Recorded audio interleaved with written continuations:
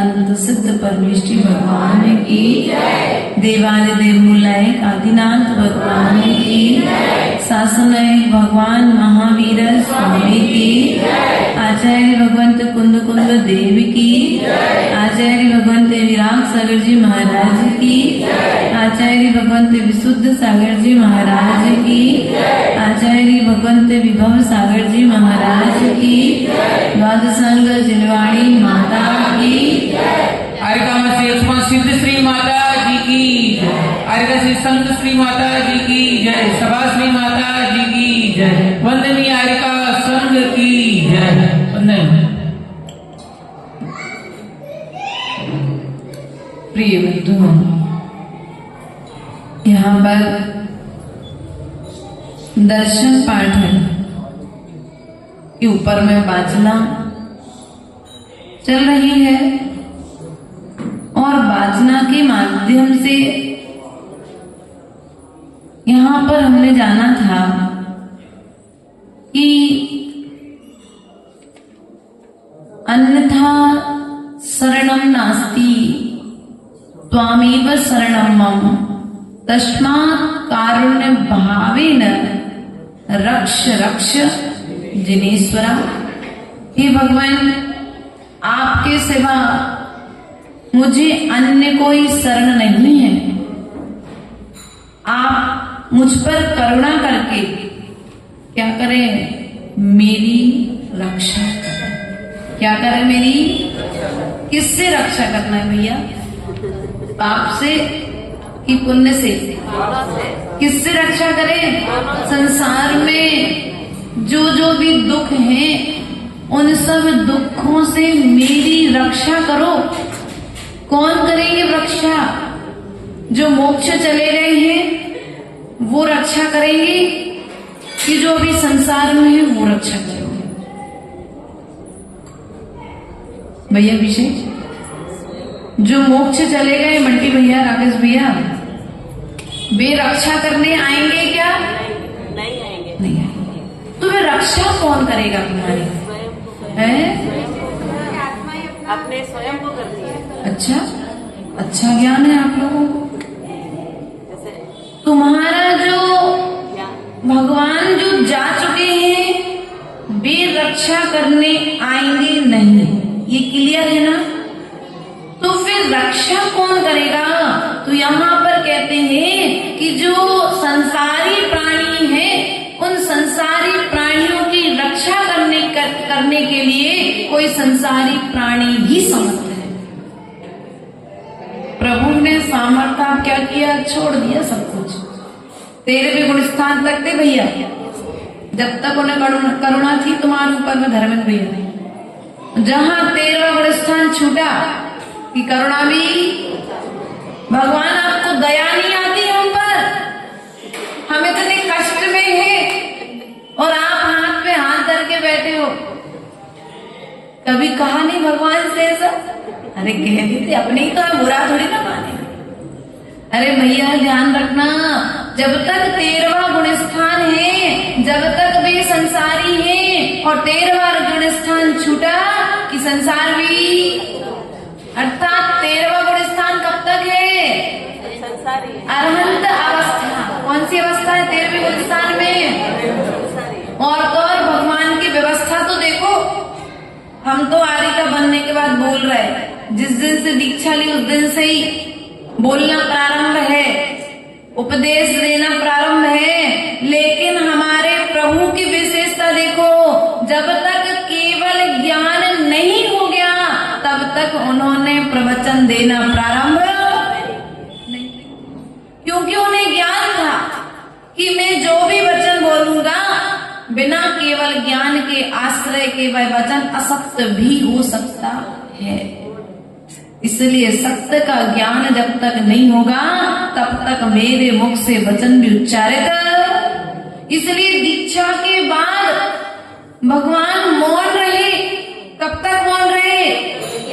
बोलो, कब तक मौन रहे? जब तक केवल ज्ञान नहीं हो गया। तो कम से कम हम इतना तो मौन रह ही सकते हैं। पूरे 24 घंटे तो नहीं रह सकते, लेकिन कम से कम घंटे, 2 घंटे, 4 घंटे, 6 घंटे का तो मौन पालन करके अपनी असत्य वचन योग से बच सकते कि नहीं बच सकते? लेकिन बचते, बोले बिना रह नहीं सकते। माता जी आप लोग 2 घंटे का मौन कैसे पाले? लोग हम लोग से कहते माता जी आप सामयिक में शांति से कैसे बैठ जाते हो? हम तो 1 मिनट न रह पाए मौन, और जैसे ही मौन लेंगे वैसे ही जीभ में खुजली होने लगती कुछ बोलने। ध्यान रखना है, यदि तुम दूसरे की रक्षा करना चाहते हो तो पहले तुम्हें अपनी भाषा समिति को संभालना पड़ेगा। कहते थे विमल सागर जी कति से बताते थे कि जब वे विमल सागर महाराज गृहस्थ अवस्था में थे, बचपन में, यदि वे कोई उनके पास में औषधि लेने के लिए आता था, यदि उनके हाथों से स्पर्शित राख भी यदि वो किसी को दे दें तो उनका रोग ठीक हो जाता। ये चमत्कार आया कहां से? ये वचन सिद्धि के चमत्कार आया कहां से? यदि वे वचनों से कह दे कि जाओ, सन्मति सागर जी का विषय राखू भैया हैं, राखू बोलते हैं, उनका राकेश भैया नाम है, सन्मति सागर जी के कट्टर भक्त हैं। दुर्ग चातुर्मास हुआ हम लोगों का, और जब दुर्ग चातुर्मास हुआ उनको पहले से पुत्री थी और पुत्र चाहिए था। डॉक्टर ने कह दिया बच्ची ही होगी, पुत्र नहीं है। आचार्य गुरुदेव के पास गए, सन्मति सागर जी के पास, भगवान अब आप ही कुछ कृपा कर सकते हैं। सन्मति सागर जी बोले मैंने कह दिया ना तुझे बेटा होगा, क्यों बार बार डॉक्टर की बात सुनता है? और पूरे 9 माह होने के पश्चात जो डॉक्टर के हिसाब से बेटी थी वो पुत्र रूप में जन्म लिया। आज भी वो, उन्होंने जब हम लोग चातुर्मास हुआ 2015 का, तब उन्होंने बताया ये अतिशय। तो ये अतिशय आएगा कहां से? ये वचनों में वचन सिद्धि आएगी कहां से?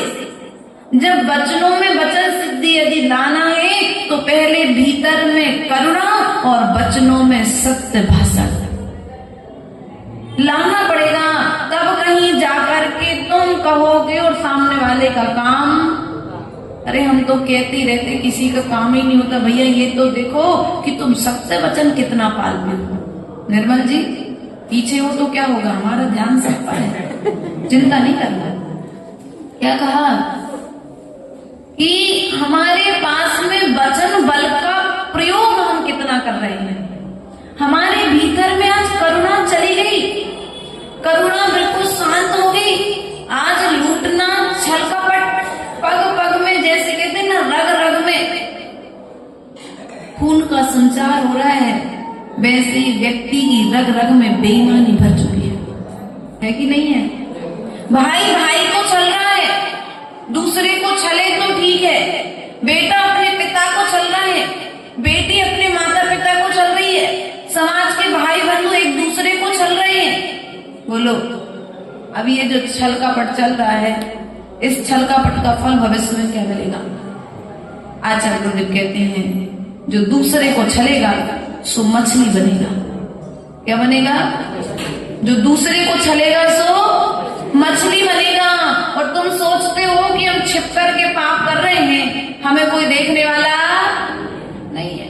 हमारे इस पाप को कोई देख नहीं रहा है, बिल्कुल भूल जाओ। तुम्हारे पाप को कोई देखे चाहे नहीं देखे, तुम मनुष्य की नजरों से बच सकते हो, लेकिन कर्मों के कैमरे से, बोलो तो मंदिर के कैमरे से बच जाओगे, लेकिन कर्मों के कैमरे से, मंदिर का कैमरा तो मात्र तुम्हारे बाहर की फोटो लेता है बंटी भैया, लेकिन कर्मों का कैमरा तुम्हारे भीतरे विचारों की भी फोटो। अब बताओ, अब तुम करुणा चाहते हो कि भगवान तुम पर दया करें, तो भगवान ने जो आचरण बताया है वो आचरण करना भी तो प्रारंभ करो। जब तो भगवान तुम पर दया करेंगे तब तो भगवान तुम पर करुणा करेंगे। और तुमने भगवान के बताए हुए मार्ग पर तुम्हें चलना नहीं और लेना तो मुट्ठी भर दे के दरिया भर चाहिए। क्या मुट्ठी भर दे के दरिया भर पानी की जो इच्छा है, इस शिक्षा को शांत कर दो, करुणा तुम्हारे आंगन में अपने आप बरसने लगेगी। प्रभु की करुणा, गुरु की करुणा।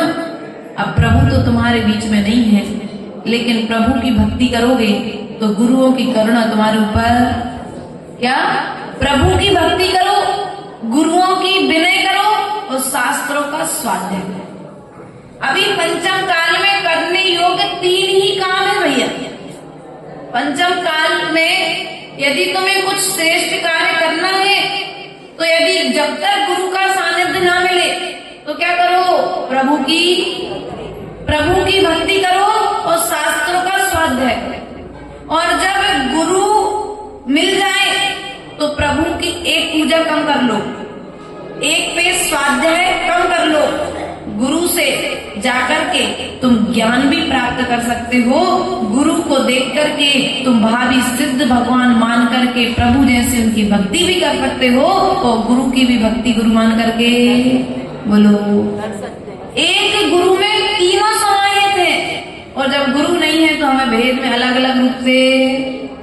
इसलिए प्रिय बंधुओं प्रयास करो, क्योंकि कहा है अगले काव्य में, नहीं त्राता नहीं त्राता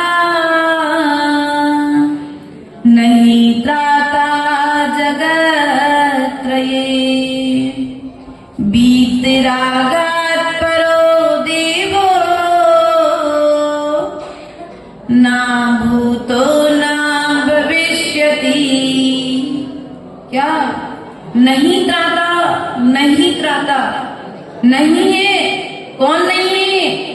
त्राता अर्थात रक्षा करने वाला नहीं है, नहीं है रक्षा करने वाला।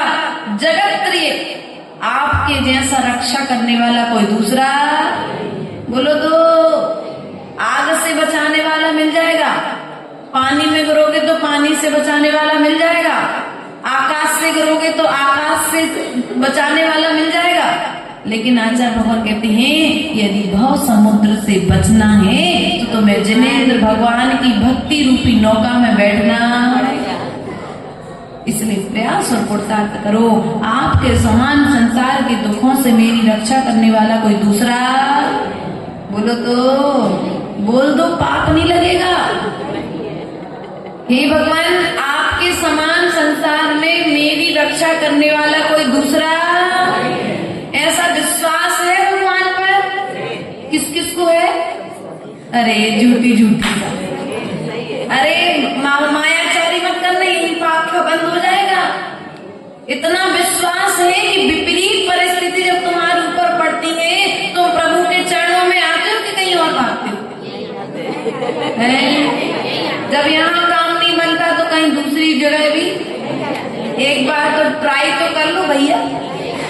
अरे यहाँ नहीं बन रहा तो वहां ट्राई करके देख लो।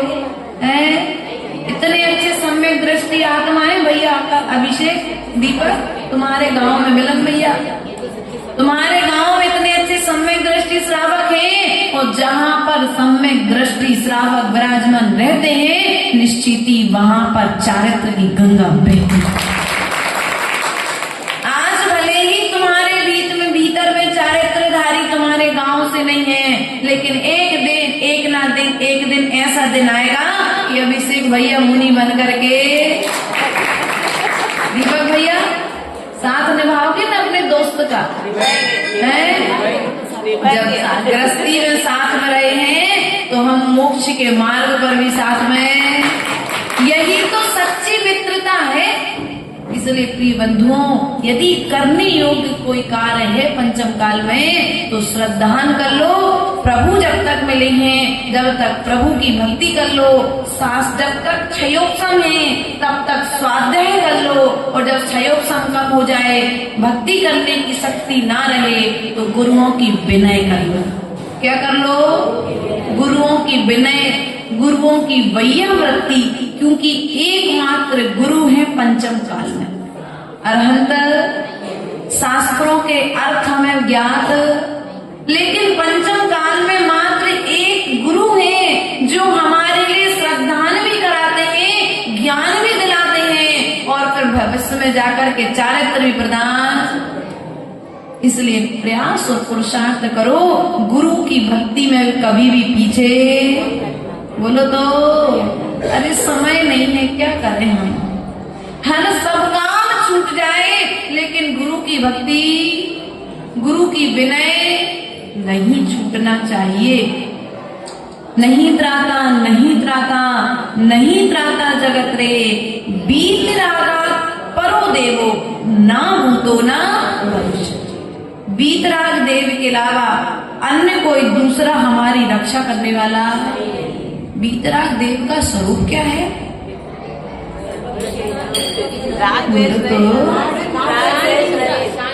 जो राग से द्वेष से जो सहत हैं, जो गाली सुनाने पर भी कुछ नहीं कहते हैं और जो प्रशंसा करने पर भी कुछ नहीं कहते हैं। गाली सुना दो तो भी शांत और गीत गा दो तो भी शांत। जिनके भाव दोनों में शांत हैं, ऐसे गुरु के लिए, ऐसे परम गुरु के लिए, ऐसे बीतराग प्रभु के लिए नमस्कार किया गया। और सच्चा सम्यक दृष्टि बीतरागता को देख करके नमस्कार करता है और बीतरागता को प्राप्त करता है। आज स्थिति क्या है? हम ना तो स्वयं बीतरागी हैं और ना ही दूसरे को बीतरागी बने रहने देते हैं। ध्यान रखना, बहुत बड़ी बात है। हम स्वयं तो नहीं है लेकिन दूसरे को भी बने रहने देते हैं क्या? और यदि कोई बीतरागिता के मार्ग पर बढ़ता है तो क्या कहते हैं? थोड़ा सोच तो लो भैया, अभी उम्र ही क्या है तुम्हारी। यदि धोखे से अक्षरा दीदी कुशलगढ़ की होती तो तुम लोग जाने देते क्या उसे? अरे पूरा गांव समझाने आ जाता कि बेटा भी तेरी उम्र क्या है। अभी उसके मम्मी पापा को समझाने पहुंच जाते। ये नहीं, उसके वहां पर ही पहुंचे थे, उसके गांव में भी उसके मम्मी पापा के पास में लोग पहुंचे कि भैया क्या कर रहे हो, 13 साल की लड़की को तुम महाराज जी के पास छोड़, माता जी के पास छोड़ रहे हो। उसके पापा ने कह दिया यदि उसे वैराग्य मार्ग पर जाना है, मार्ग अच्छा है तो उम्र का कोई मतलब। छोटी उम्र में जब 8 वर्ष अंतर मुहूर्त दीक्षा की उम्र बतलाई है फिर तो हमारी बच्ची 13 साल की हो चुकी है। इसलिए प्रिय बंधु, यदि तुम चाहते हो कि तुम्हारा कल्याण हो तो वीतरागता की पहले परीक्षा करो, वीतरागता को निहारो। तो वीतरागी है कौन?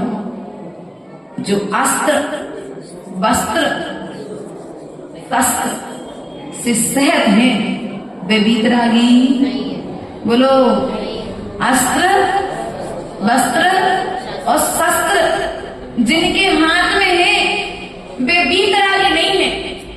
वे वीतरागी नहीं है तो जयश्रेष्ठ करने के पात्र तो है लेकिन नमस्कार करने के पात्र नहीं है। बोलो, हम प्रशंसा करेंगे जैसे मिलन भैया दीपक भैया से मिलते हैं, हम ऐसे ही उनसे मिलेंगे। लेकिन जैसे हम वीतराग प्रभु से मिलते हैं वैसे हम अन्य किसी से। बोलो तो बात समझ में आई ना? बस इतनी सी बात समझ में आ जाए तो संसार छूटने में समय लगेगा क्या? संसार छोड़ने के लिए, संसार के दुखों से बचने के लिए, यदि तुम्हें दुख से बचना है, अनंत सुख को प्रकट करना है तो अनंत सुख की प्राप्ति का एक ही उपाय है मिथ्यात्व का त्याग। किसका त्याग? बोलो, किसका त्याग? मिथ्यात्व का त्याग। 1 2 3 4 5 मिथ्यात्व, अभिरति, प्रमाण, कसाय, योग। कितने हो गए? 1200। कितने हो गए यहाँ पर? 3 4 और 5 1245। कितने हो गए? बोलो, कितने हो गए? 1245।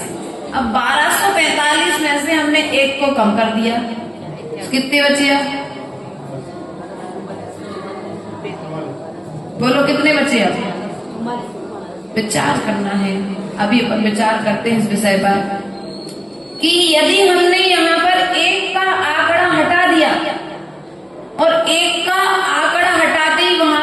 संख्या बोलो, 5 का अंक रहेगा तो 1 लाख आएगा क्यों पंडित जी साहब? 4 शून्य है तो 1000 चला गया। तो यहाँ पर 2445 मात्र बचे एक हटने पर। 12,000 थे ना, 12,345। तो अपन गुणत करेंगे तो सबसे भारी कौन है? बोलो, सबसे भारी कौन है? और मिथ्या तो चला गया, फिर सब कुछ आ जाएगा। ये कुछ काम कर पाएंगे क्या? बाकी नहीं कर पाएंगे। रवि रति भी कुछ काम नहीं करेगी, प्रमाद भी उतना प्रभावशाली नहीं है, कसाई भी उतनी प्रभावशाली नहीं है, और जब ये 4 नहीं है तो योग भी कोई काम कर पाएगा क्या? इसलिए प्रिय बंधुओं, यदि मिथ्यात्व से बचना चाहते हो तो पहले वीतरागता को देख करके नमस्कार कर। किसको नमस्कार कर? को राग को, रागी और दागी को नमस्कार नहीं करना है, हमें वीतरागी को नमस्कार करना है। बस एक वीतरागी को सिर है झुकाना, भले रूठ जाए ये सारा जमाना, बस एक वीतरागी को सिर है झुकाना। एक भजन है ऐसा, बहुत समय पहले सुना था, है ना? तो किसको सिर झुकाना है? बचपन से जड़ी, कहते जड़ों में संस्कार भरो सम्यक के, और सम्यक दर्शन है तो तुम श्रावक हो, और सम्यक दर्शन नहीं है तो तुम्हारा चौथा गुण स्थान भी नहीं है। खूब पूजन करते रहो, खूब पाठ करते रहो, खूब धोती दुपट्टा पहन के आओ जब भैया मंदिर, और सम्यक दर्शन नहीं है तो सब कुछ। अजय भी ये गलत तो नहीं कहा? सम्यक दर्शन नहीं है तो तुम बिल्कुल कुछ भी, और सम्यक दर्शन है तो सब कुछ है। इसलिए यदि तुम सम्यक दर्शन प्राप्त करना चाहते हो तो भगवान की भक्ति करो, भगवान को ही नमस्कार करो। जिनिर्भक्तिर दिने दिने सदा मेस्तु। अर्थात क्या है? प्रतिदिन भाव में मुझ में जिनेंद्र भगवान की भक्ति सदा होवे, मुझ में जिनेंद्र भगवान की भक्ति सदा। प्रतिदिन, कब? प्रतिदिन भाव में किनकी भक्ति? यदि भगवान मेरे कोई यदि भाव अभी और शेष हैं तो मैं आपसे एक ही चीज चाहूंगा। कौन सी चीज? आपकी भक्ति का यदि मुझे कोई भी फल मिलने वाला है तो जब तक मेरा संसार ना छूटे तब तक मुझे देव शास्त्र और गुरु की शरण मिलती रहे, और देव शास्त्र गुरु की शरण मिलेगी तो मुझे विश्वास है एक ना एक दिन मेरा संसार छूट जाएगा। ऐसा विश्वास करके हमें अपने सम्यक्त्व की रक्षा प्रतिपल करते रहना चाहिए, तभी जाकर के हम संसार सागर से पार हो पाएंगे। इन्हीं भावनाओं के साथ बोले भगवान महावीर स्वामी की, द्वादशांग मां चंद्रवाणी की।